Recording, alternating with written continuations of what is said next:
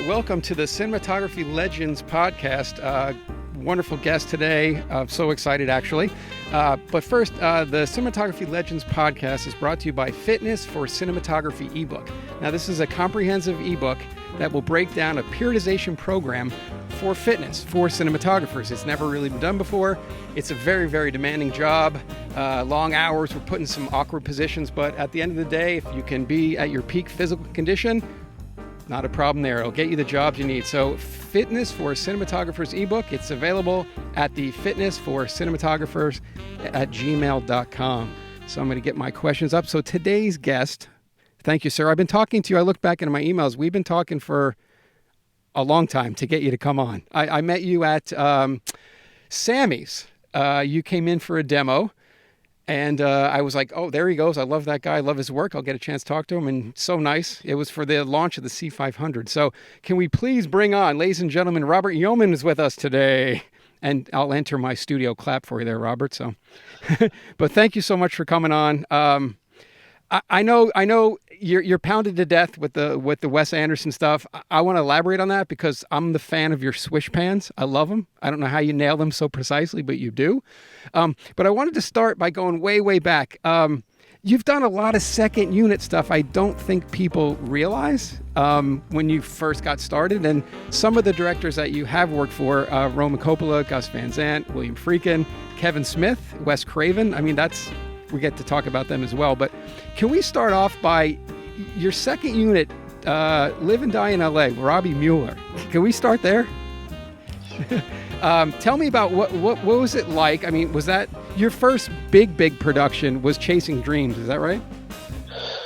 No, it was really Live and Die in LA, and they hired me initially to do some tests. Oh, wow. And they were throwing a dummy off the Vincent St. Thomas Bridge down in San Pedro. And they hired me to shoot some frame rate tests with different lenses, and they liked what they saw, so they started using me to do, second unit shots of just with no actors, just LA freeways at dusk, and various shots around LA that they needed. And we had a very small unit of myself and a sound man and a focus blower, and we would just drive around LA and get the shots that they wanted. And then they brought me on to do some B camera work on the main unit when there were big, fights and stunts and action sequences. And Robbie Mueller operated the A camera, and so I would always, be, they're doing a second camera on some of the different angle or different lens on some of this action stuff. And eventually what happened was, I was doing a lot of that with them, and Robbie had had a contract to go on and do another movie, and To Live and Die in LA went over schedule, so Robbie had to leave, and Billy Friedkin asked me if I would take over for him, and so that's basically how I got in with Billy, and that led to a television movie that I shot with him up in Montreal, and then a feature called Rampage. So that kind of got me started in the film business. Well, that is, I love it. So Robbie's kind of, he's a legend, but he's also kind of an enigma in that he never really did or wanted to do the big Hollywood stuff. Is this right? He was more of an independent kind of, I like his style. Is there some things that you got from Robbie early in your career that you use today? Yeah. Because I came up originally non-union, I've been in the union for a long time now, but, I never really got to watch other cinematographers to learn from them. And so this was my opportunity, and I had been a huge fan of Robbie Mueller's. I loved all the Wim Wenders movies. American Friend's one of my favorite movies of all time. And so, for me, it was such an honor and treat to work with Robbie. And Robbie comes from a very European way of looking at how to make films, and which is typically one camera. There's only one place for the camera to go. And So at first he was a little, I think unhappy about me being there, to be honest, because that was always he kind of lost control of the photography. But after a while, he kind of accepted me, and we became kind of friends. And we would ride to dailies every day. Back then, we would watch dailies, and I got to know him pretty well. And certainly his lighting style, he always seemed to find very simple ways of solving lighting issues, and his stuff always looks so beautiful, and so I learned quite a bit from him just from watching him work for camera placement, and also his lighting style. I think had a lot of influence on me that I've always taken with me my whole career. That's amazing. And I think if you can find that one guy, because I believe you're a big Storaro fan, as we all are, which is great. So you kind of study Vittorio, but then you get to work next to these guys as you're coming up. It must be amazing. I could segue that to your John Toll as well. You worked with. Yes. I mean, that's incredible. Well, that was another one. That was what actually I got into Union on, The Rainmaker. Was directed by Francis Coppola, and I'd known Roman Coppola for a while. He's a friend of mine, and Roman asked if I wanted to do second unit, and I jumped at the chance. And I remember, I was at non-unit at that time, and I think John Toll had his own ideas who he wanted to do second unit, but they brought me in, and he. After a couple times seeing my dailies, he realized I wasn't a total bozo, and so he accepted me and was very, very open and nice. And when they would send us out to do shots, I would always confer with John and also his gaffer Jim Planette, who was incredibly generous and just told us how they had done it before, and if we didn't have the resources to recreate that, they would give me ideas on how we could do it on the limited scale that we had. So I learned a lot from John and Jim Planette, and I'd never been on a big movie like that before, and it was amazing, watching how they worked, and I certainly learned a lot about lighting from John and Jim.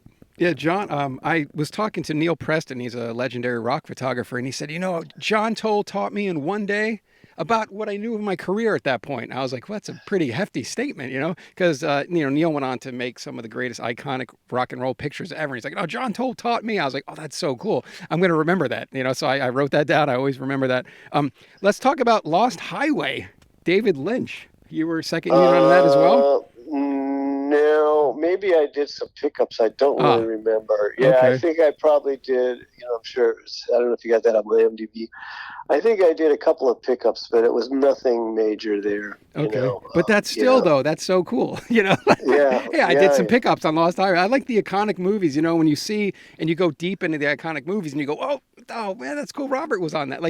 I believe people go, he's done these features, but I love to go deep and find this whoa, you got to work with these great guys coming up. And here's a great one. I don't know if many people know CQ, right? Which is a pretty cool movie. You got to meet Raoul Cotard on that. Is that right? And he helps you kind of with the look at it. How is that guy? Well, Roman and his group kind of set that up for me. We were shooting our movie in Luxembourg, and we also shot in Paris and Rome. And Roman was very anxious to kind of, recreate the style of the European cinema back in the 60s. So who else would be better than Raoul Cotard to talk to? And so they set up a meeting for me with Raoul in Paris, and his English wasn't that great, and my French is pretty terrible. So nice.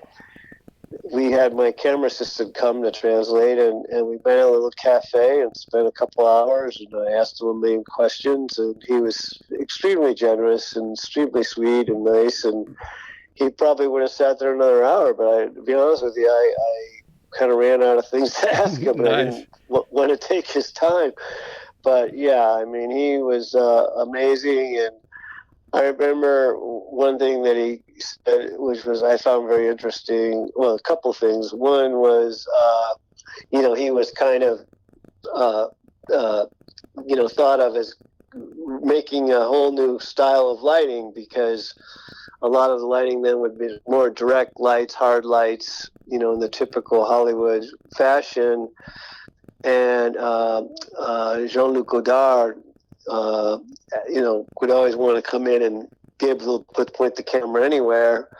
So he devised a plan where he would bounce lights into the ceiling and just give a soft, even light everywhere, and that way they could kind of look anywhere at any time. And he said, he kind of laughed and said, "Yeah, I got credit for inventing a whole new style of lighting. I just was doing that so Jean-Luc Godard could point the camera anywhere we wanted to."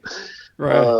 But the other thing was, I asked him the difference between Godard and Truffaut. And he said it was interesting because Truffaut was much more of a craftsman, and much more, when they'd go to a location, he would say, "This is what I want to see over here." Whereas when they go to locations with Godard, he would say, "This is what I don't want to see over here." Wow. That's great. So I thought that was kind of an interesting comment, and I've taken that with me the rest of my career as well. Wow, that is great. So who would you consider your biggest influence? And maybe it wasn't even someone you worked with. Oh, that's such a hard question, because I go through different phases. Certainly, I was in a Storaro phase for a long time, and Vilmos Zsigmond, Caleb Deschanel, Gordon Willis, Robbie Mueller. I kind of go through the phases. Greg Tolan is another one. But I guess if I had to choose one person, Vilmos was someone who, when I was really much younger as a student, I was really into cinematography, and, I was a Vilmos kind of fanatic. So if I had to choose one person, it might be Vilmos. Wow, that's great. There's so many great ones. I think it's, if being a cinematographer as well, if you find you're going to be doing a movie about something, say it's horror or it's dark, you go, okay, I want to find the Princes of Darkness. Where are they? Okay, it's Vilmos, Gordon Willis, it's Harris Savides. I got to go study these guys. So like you say, you find yourself going in phases of, okay, I got to go here, so I'll study the masters of that. Then I'll go over here. I got to do the sitcom, so I'll light it this way, and I'll think of all the masters that have done. It's interesting. I think everyone goes through phases, which is awesome. Pick up a little knowledge along the way. That's why I love talking to guys like you. It's awesome. Yeah. Well, I did a lot of comedies, and, I kind of went to the comedies that Gordon Willis had shot for Woody Allen. And I would tell the directors, this was, years ago, but I'd say, just because it's a comedy doesn't mean it has to be flat, bright lighting and visually not that interesting. We can make comedies that are visually beautiful if we try hard enough. And I would certainly use Gordon Willis as an example, because those movies he shot for Woody Allen were fantastic. Beautiful, yeah. I didn't want to get technical. My dream for this podcast was more of a philosophical thing, but why not tech geek out for just a little bit, and then we'll hit you with the West bombs. But is there a specific? Now this is all. I knew when I wrote this question that it would be, there is a wide, but if there was a lens favorite of yours that you've used, I know if you had to go on an island, you had to bring one lens with you. Is there a lens that stands out throughout your career? Because we're all searching for not necessarily answers, but artistic choices. And if you find a certain lens works for you, I'd say, I want to try that because Robert said it might work. Is there, I know you're an anamorphics guy at heart. Is there one lens that you really truly just love the way it looks?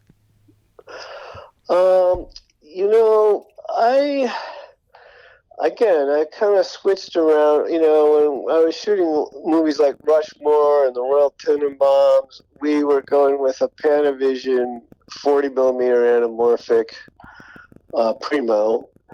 And I tend to go, we liked the Primos because they were sharp, and Wes and I were both kind of sharpness freaks.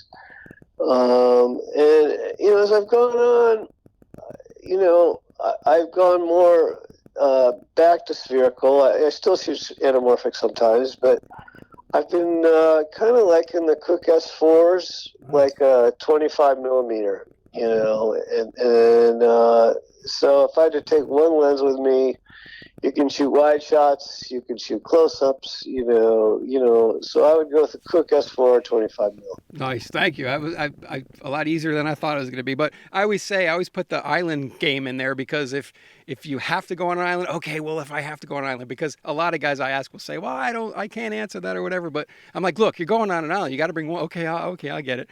All right, we might as well get on to the West stuff. And, I have my own, it's inevitable, right? We love you for those movies, by the way. The swish pans are amazing. I want to thank you again for the shootout scene in Grand Budapest Hotel. Thank you again. Amazing. A huge fan of that. I don't think people use it as well as you. And it does truly tell the story and progress the story down. It is a great move, and I think you're the master of that. With Wes being so structurally sound with his architecture and lines and stuff, does it override like cues like rule of thirds and stuff, or do you still play a compositional game within his architecture, if that makes any sense? Well, again, it's all about being symmetrical and putting people in the center frame, and there's a little dot in the viewfinder that I use.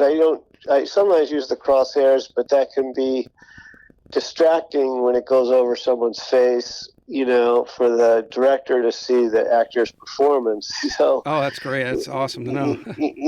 So I usually use a little dot that's in the center, and when I'm doing the swish pans, most of them, if not 99% of them, are done off a fluid head. And, I demonstrated this last year at the Airy dinner at Cabramash. That's great. Apparently it went on the internet. Someone shot it with their iPhone. Oh, I need to see it. Yeah, I've never seen it, but I was at the Airy dinner at Cabramash last November, and they asked me to demonstrate. I had a couple glasses of wine, so I got up and did it. And nailed it perfectly, probably with the wine.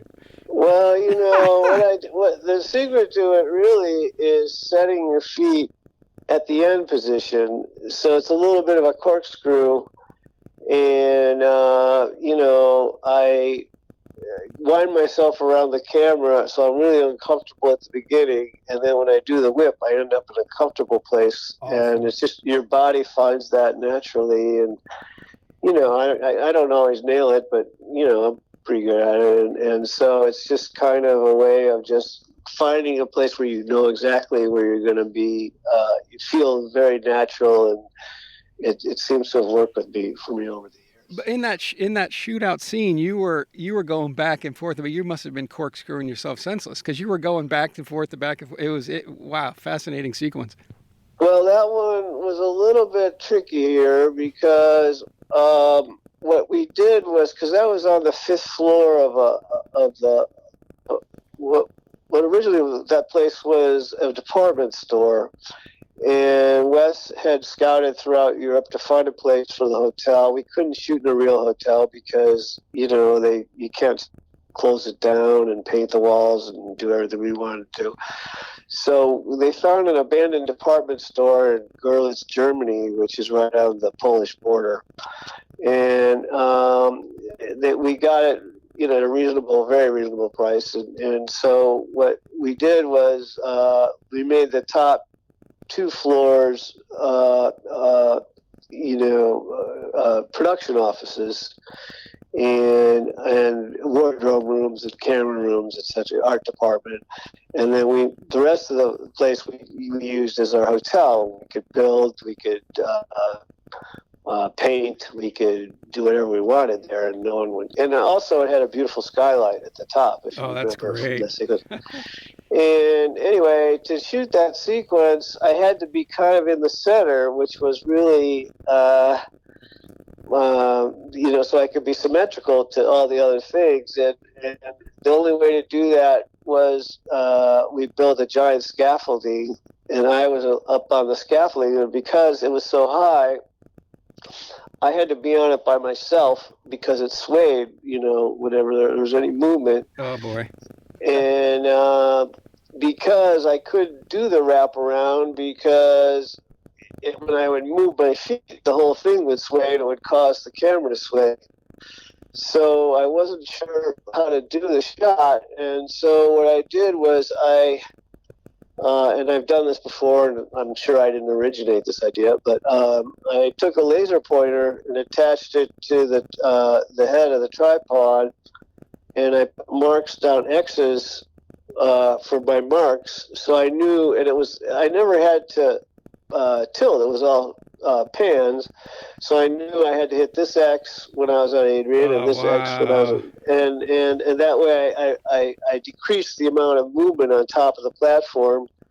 And it was tricky because I had to memorize all the dialogue and be at certain places at certain times. So and it's the one thing I really hate is when I blow a shot, the actors are acting, particularly you got actors like Rafe and Edward Norton and, Adrian Olsen. And, it was just like the last thing I want to do is blow the shot. But it was very complicated, and, we pulled it off. And, I remember when Wes finally said, okay, we got it.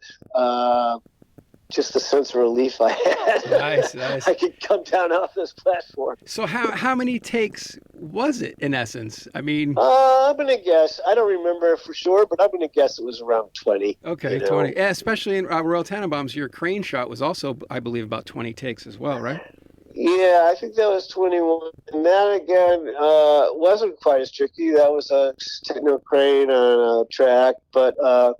I'm not going to out anybody, but one of the actors kept blowing his lines, and Wes was very adamant that we did it all in one shot, so that was the problem there. It wasn't my problem. Yeah.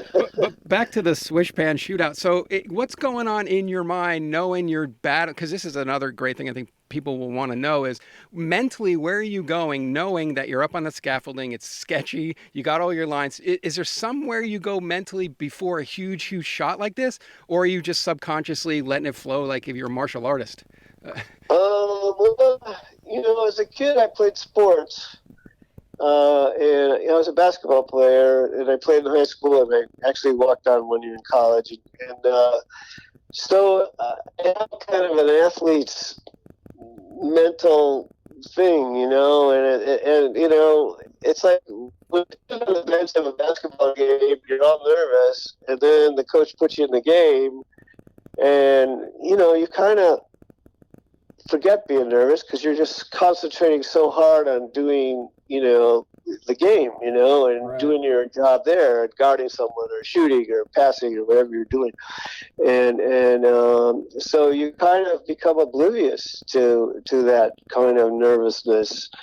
And so I approach doing these types of shots with the same kind of mindset. It's almost like I'm in a game, and I just have to concentrate, and I just slowly put my whole concentration on the shot, and I there's a lot of adrenaline going, and like when I talked a moment ago about when Wes said, "Oh, we got that shot of the shootout," for me it's like, "Oh, the game's over. Thank God, we did it. We won."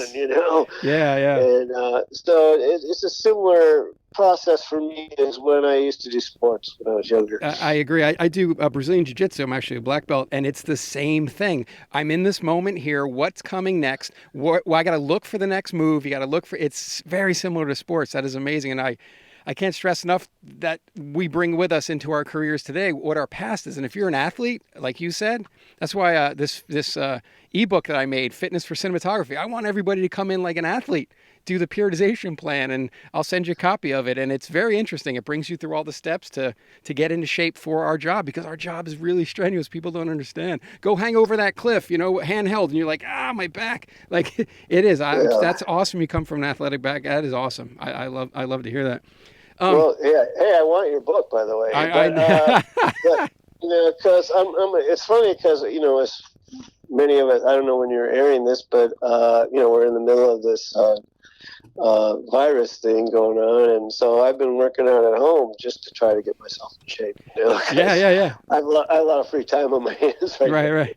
Yeah, circuit train. I'll send it to you. Don't worry about it. I got your email. Do you find with like the high key stuff that Wes does that it's easier to get a flow rather than, okay, I got to make sure they're in that shadow. I understand that's not always the case with him, but most of his work, I feel, can you get a nice flow going where you can just hit your stuff more than you have to watch for that shadow? They have to come into it. They got to leave it. You got to follow them. Do you find that easier or more fun in a sense?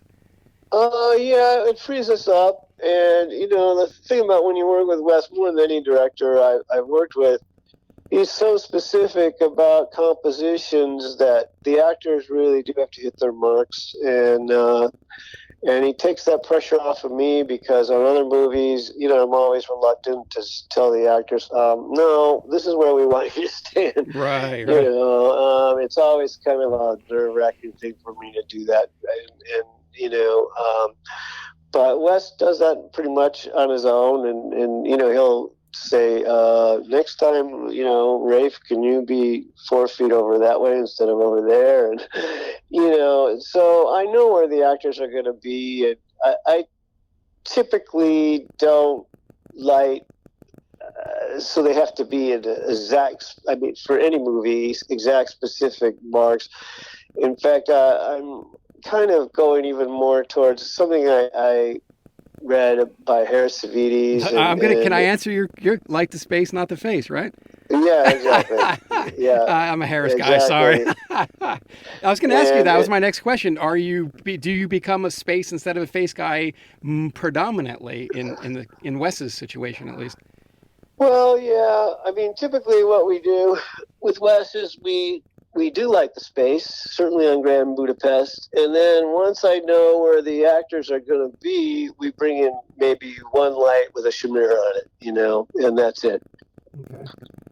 So I typically might add one light with a chimera or a little bounce just for the actors' faces, to give some direction to the light.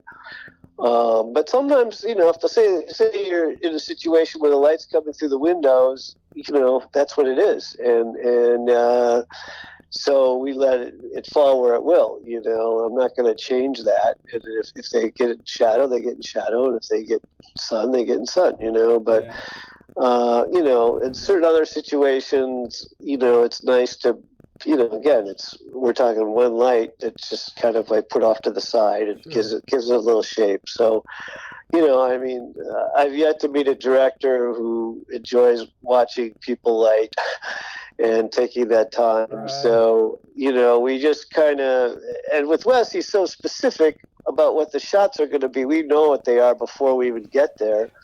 So now, do you like that? Do you like that in a sense where he knows? Because I feel sometimes I get there and I go, man, these guys are more of an actor's kind of director. But Wes seems like he bang, bang, bang, bang, and you go, cool, thanks. There's no questions. You know what I mean? There's no. Do you kind of like that, or is it?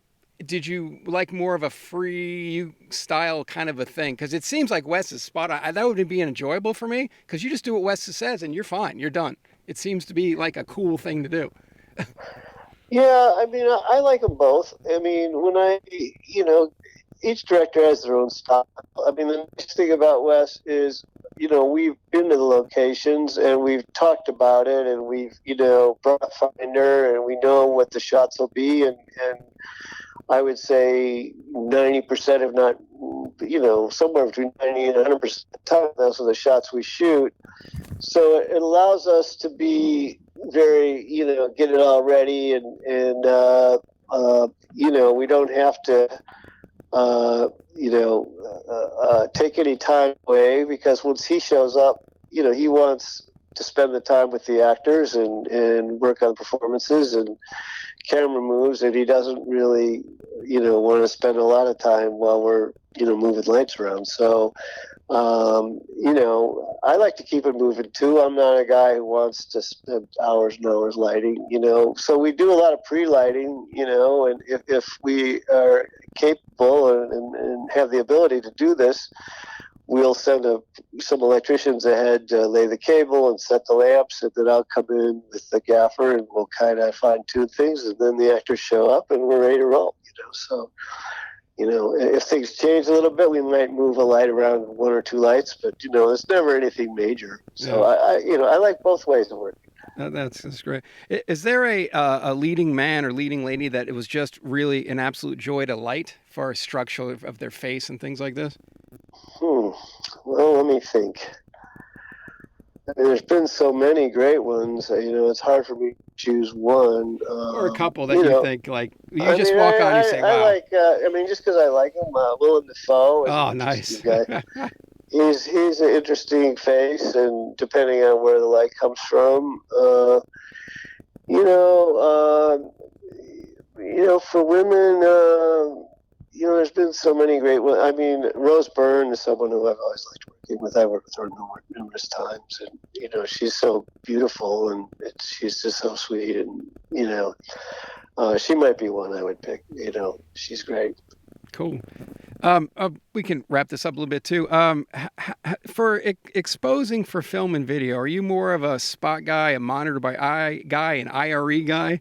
What do you think for exposure? We can go for. Well, I came up through film, and so I used my meters pretty extensively with film, and and certainly night exteriors, or if I'm was doing a day interior where you look out a window, I use my spot meter for the outside, and that was how I was trained, very kind of classically.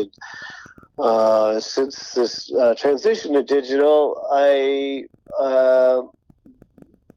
go by meters of the scope a lot. I still bring, by my, with the monitor and the scope is what I meant to be, and we check to make sure nothing's burning out too much.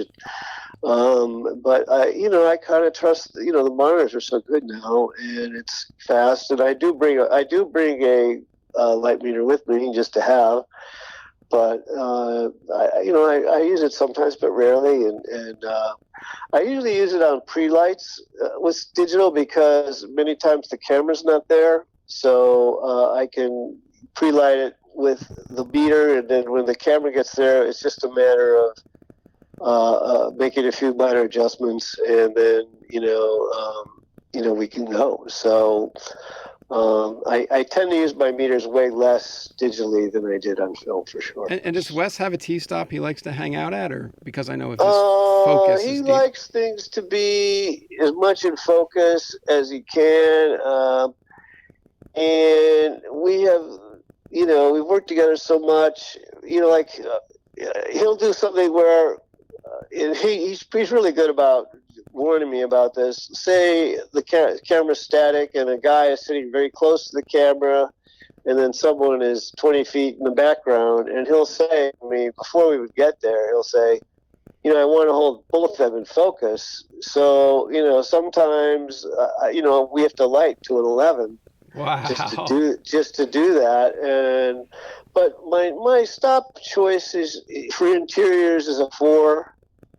And exteriors is a 5.6, maybe, and if it's a super long lens and people are moving around, I might even go 8 or 11, like if it's a 300 millimeter lens and guys are running around a lot, and, I'm not afraid to do that. And, focus pullers are always, today's world, it's everyone wants to shoot wide open. I don't like that look too much unless I have to do it that way. And focus pullers are always shocked, like when I travel and they say, "Oh yeah, 5.6," and they look at me like, "What, 5.6?" I've never even seen a 5.6 That's before. Great. That's great. Yeah, well, oftentimes you want to carry both actors in focus. Say they're in a car, for instance, and you're on a tray mount, and they're looking straight ahead. Maybe I want to carry both of them in focus. So that means you probably need 11, and a night exterior, no, you're not going to do that. But certainly during the day, you could pull that one off. So, it depends on the shot, but typically interiors I like to afford. That's great. And your work with Wes, I mean, you can just see everything, and your eyes are want to see all the everything is going. It's so much going on. That's what I love. Is there's so much going on. You're always jumping from one. It's not specifically that one guy. You know, there's so much going on. It makes it like you never will get bored of one of his movies because there's so much cool shit going on. The characters are awesome. So I hear you. Do you? This will be our last question, I guess. Why not? Do you have any philosophies on color temperature? I've watched some of your stuff before, and do you feel, you know, is 56 a standard, or do you feel better at 5100? Do you have any philosophies you could share on color temp? I don't, but I typically, like if I'm doing day exteriors, digitally, I like it to be generally, unless the mood calls for something different, I like it to be a little warmer, so I usually go to 6,000 even. I shoot Alexas, and and I play with the color temperature on the Alexa quite a bit. Even interiors.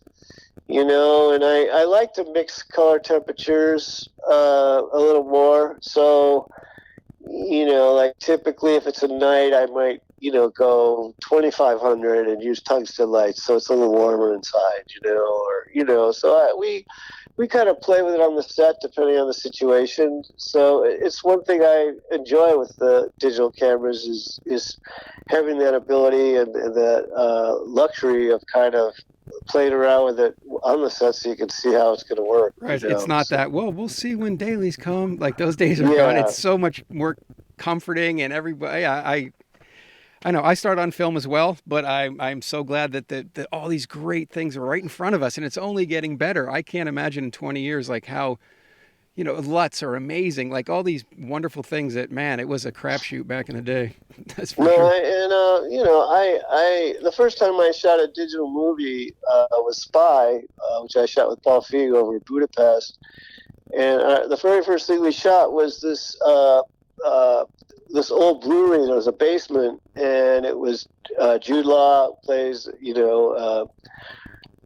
running around with a gun. There's a gun battle, and we hung these practicals, and I just remember we took the camera down there, and we didn't really need too much else, really. On the close-ups, we brought a little fill in on Jude, but it was just like I was amazed at just how little light I really needed to shoot down there, which with film I would have tended to brought a lot more light down there, I think, and lit up the backgrounds more. But with this, it was just, we just were able to get by with just so much less. And I was really amazed by it. So cool. And then finally, because I never want this conversation to end, but what's your thoughts on lighting as far as, are you an old school kind of guy? Do you like the LED stuff we got? It's getting better by the year.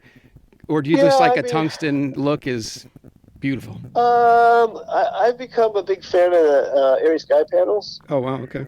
And like when I did Mamma Mia 2, we were shooting in England on a stage, and they built the hotel on the stage there, and we had to shoot it day, night, all times, whatever.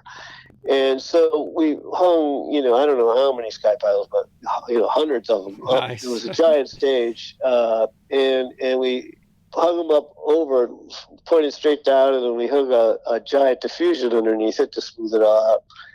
And that way we could control the intensity of the light and the color temperatures of the light. So if it was at night, we could make it much cooler. During the afternoon, we could make it warmer.